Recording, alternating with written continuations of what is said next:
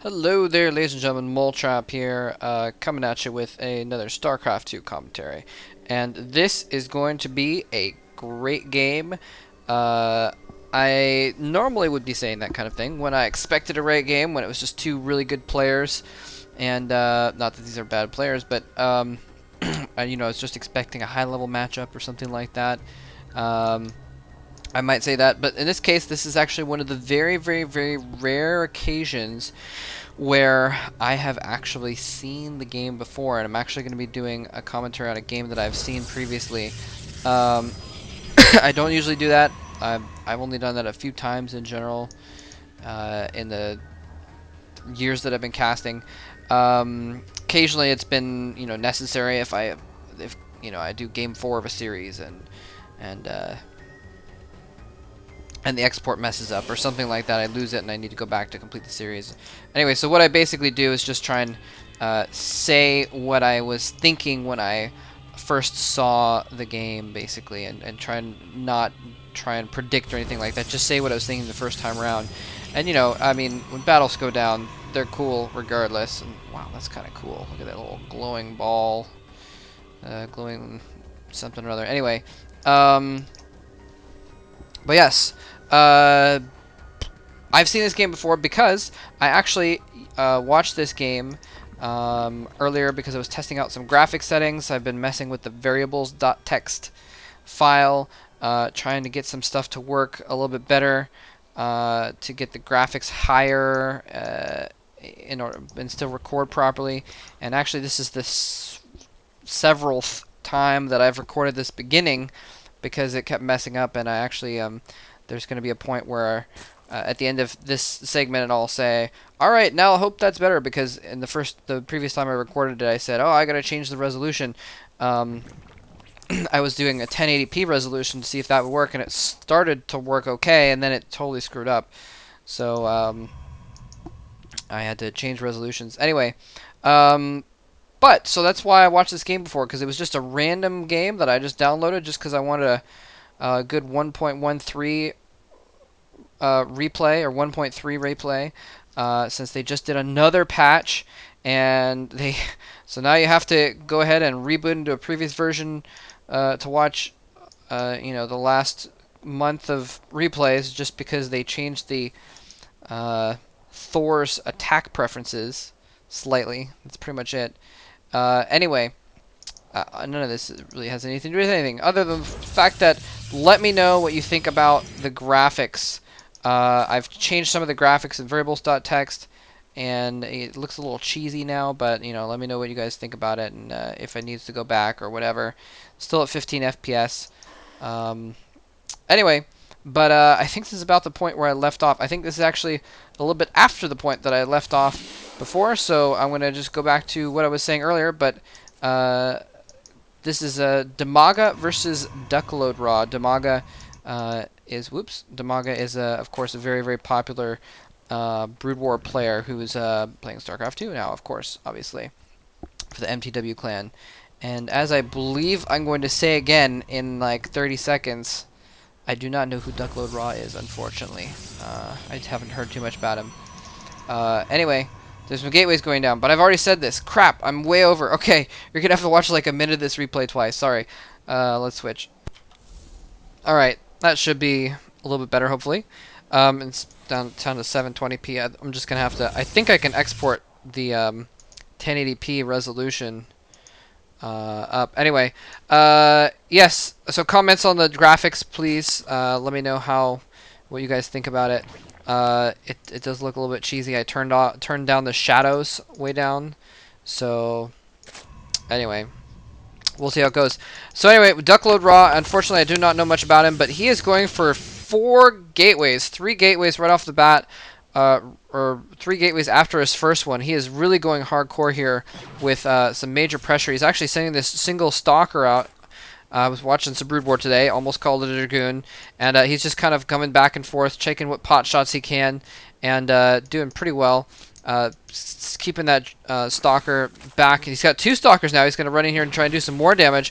Again, attacking and falling back, attacking, falling back, kiting those Zerglings. Queen's going to come in here and get a couple of hits. He's going to fall back and attack that Queen instead. Queen taking some damage. He can probably get away if need to. And here come the Zerglings attacking. Not the best micro, but you can't really micro slow Zerglings not on creep against Stalkers that well. They're just not that effective. You can see he was able to get some hits on this second Stalker, but wow, look at that. 2 Stalkers with a total of 9 kills, killing a whole lot of Zerglings. Now more Zerglings incoming, and yeah, the speed is almost finished. That's going to really change things. These Zerglings are then going to have, instead of a disadvantage, they're going to have an advantage against those Stalkers. And why is it still lagging? I turned down the resolution and everything. I really apologize for that. I am going to be working steadily this week to try and get my settings figured out so that I can make sure I don't have any lag in the game. And I don't know what Blizzard keeps doing to make the game run worse, but it's getting a little bit aggravating. Anyways, lots of pressure going on here. He's got these 4 warp gates going on now, and he's going to come over here and probably plant down a pylon pretty quick. Oh, nice little snipe of that Sentry. Beautiful job running those Zerglings in there. The Sentry tried to force field its way alive, but could not, and he really needs to keep those units in kind of a clump. Here's some more Stalkers coming in from behind as well to join up. Where's the single? That one Zergling decided to take the long way around. Anyway, and then he can just kind of, you know, block off this door if he needs to. And actually, the Zerglings are coming through. They're going to get spotted by this pylon, so the counterattack won't work. Lots of Zerglings here, actually. Tons and tons of Zerglings. He's got 4 warp gates, though, so he's able to spawn in a lot of units to reinforce. He's got those sentries there, so he can force field those Zerglings out. And there we go. Beautiful force fields protecting from that surround. He's going to pop that Overlord, and actually, wow, DIMAGA is in big trouble because he can't get his forces up the ramp. A few Zerglings run in there. Excuse me, a few Zerg forces run in there. Oh, he's got a Baneling. Oh, I didn't even see the Baneling nest. I apologize. Some Banelings are coming in, but not going to do enough good. Kill a few Zealots, but the main force is still here, and his Zerglings cannot get up the ramp. But he's got a bunch of Zerglings here. Lots and lots of Zerglings. 44 Zerglings. He's broken down his own rocks to get into his own base. The drones have run away. Now the Zerglings come in from around the side, and he's actually going to surround the sentries. He left the sentries by the ramp so they could force field the ramp.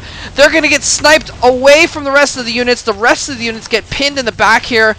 Absolutely brutal. And look at this. He's already mining. He's already back mining as these last 2 Stalkers get pinned in the back corner. A very nice position, getting them in the back there so that they could do as much damage as possible. And now things have completely turned around. For a moment there, I thought that DIMAGA was going to get owned.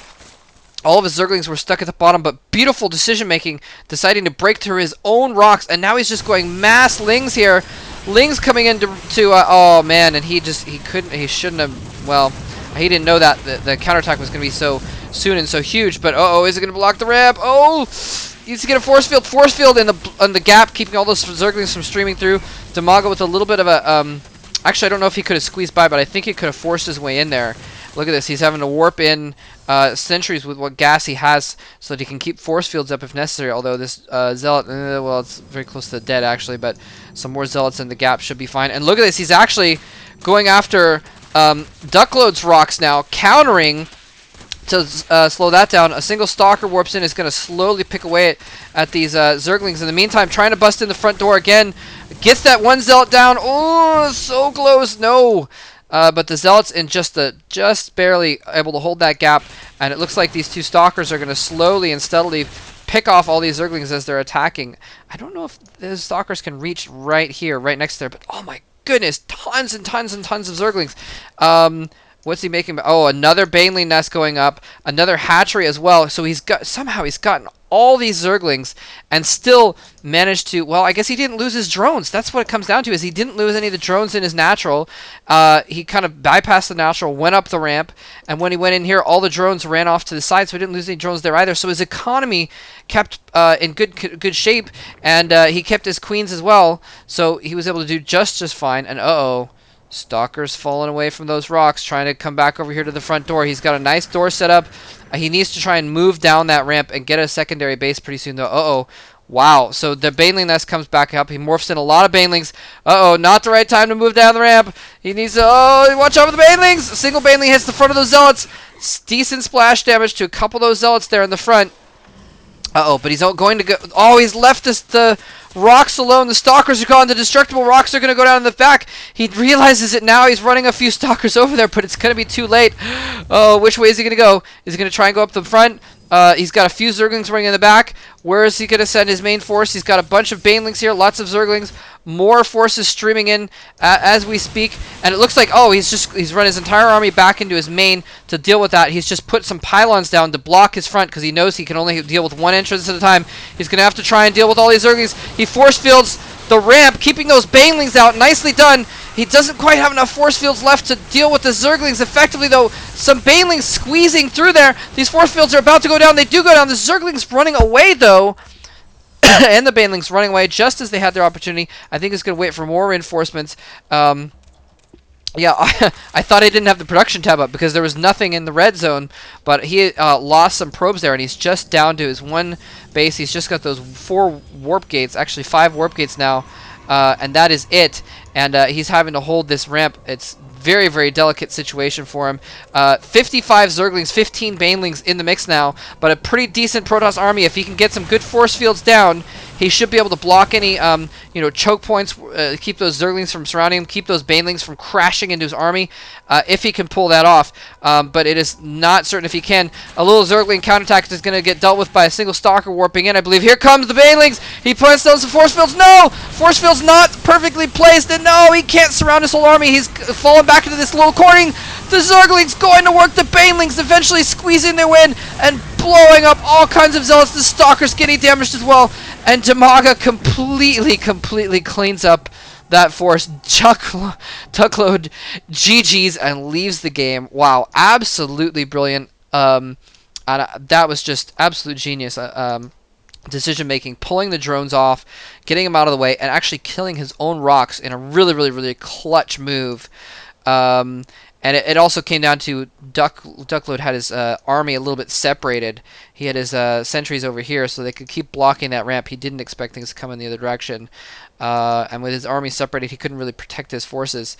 Anyway, so beautifully played by DIMAGA. Just coming back from what I thought was the brink of defeat. His army was dead. At first, and then more army came in. He blocked it off on this ramp with a force field. He was going to kill the main, and somehow he just pulled it out and able to come back and apply tons of pressure with lots of speedlings and do a beautiful job with that. Anyway, hope you guys enjoyed this. Thanks very much for watching. GG. Take care.